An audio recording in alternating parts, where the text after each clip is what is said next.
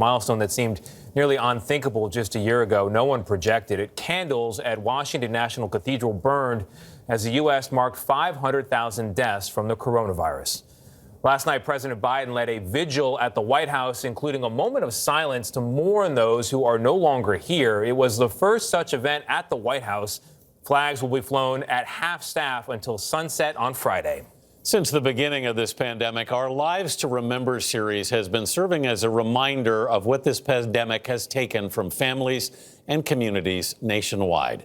This morning, we're sharing the stories of 5 of the remarkable people we've lost. Sonny Fox was a beloved television host. Would you like to have your own television show? That's what I want to do. That you want your own television show? He hosted Wonderama every Sunday morning on New York's WNEW from 1959 to 67. The 4-hour kids show had no budget, Fox would say, so he made TV magic with his guests and with the kids themselves. Which one? 5 ball into this pocket? Fox's easygoing charm captivated a generation of New York City children. He went on to be a game show host and later a producer and network executive. A pioneering broadcaster, Fox was not a comic like most kids show hosts. For them, the kids were the audience, he said. For me, the kids were the show. Sonny Fox was 95. Iris Meda worked as a registered nurse for 35 years. Born in South Carolina, Meda grew up poor and practically raised her 5 siblings. She dropped out of high school, but later, inspired by her husband, earned her GED and pursued a nursing degree. She became the first person in her family to graduate from college with honors. Iris loved dancing, sewing, true crime shows, and her grandkids. You make me feel. She stopped working early last year, but bravely came out of retirement during the pandemic to teach nursing students at a local college. It created a fire in her, said her daughter Celine Meda Schlemel. She fearlessly went to the front lines to do her part. Iris Meda was 70. James Glica-Hernandez was a mental health advocate and a musical director at California's Woodland Opera House for more than 2 decades. Your mother's mouth is so open, I can feel the gravitational pull. His life's purpose was about building people up, said his friend Amy Schumann. He had so much pride in his family and his students. I love to be surprised, and the kids always surprise me. That's my favorite part of the show. In December, during his battle with COVID, James posted several updates from the hospital. Your love and support make all the difference in the world. James died a few weeks later with his husband David by his side.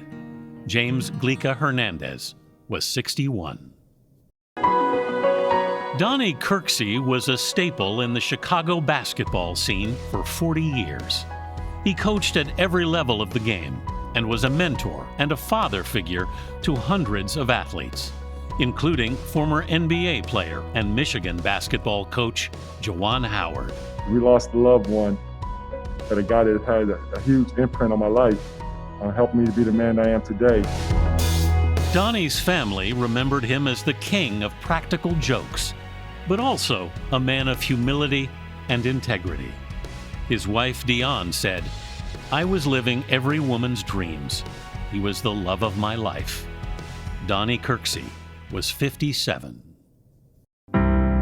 Stephanie Smith was an alumni coordinator at her alma mater, South Plains College. When you set your roots in good old Levelland, Texas, you know you have a solid foundation. She had a photography business on the side and volunteered for Operation Baby Watch, caring for hospitalized foster children. Her father, Sonny, said she poured her heart and soul into her work, and her laugh was the loudest one in the house. Because of the pandemic, Stephanie and her fiancé, Jamie Bassett, were planning a small November wedding. She posted, "All that matters is that I get to marry my best friend, no matter how it looks or how it happens." But the week of their wedding, Stephanie tested positive for the coronavirus. She died 5 days after they were supposed to exchange their vows. Jamie said, "The thing I loved about her is any feeling a person feels, she would feel 10 times harder. She had a big heart." Stephanie Smith was 29. Jeez. Just 5 of 500,000 stories now. I should note South Plains College has established a scholarship in Stephanie's name.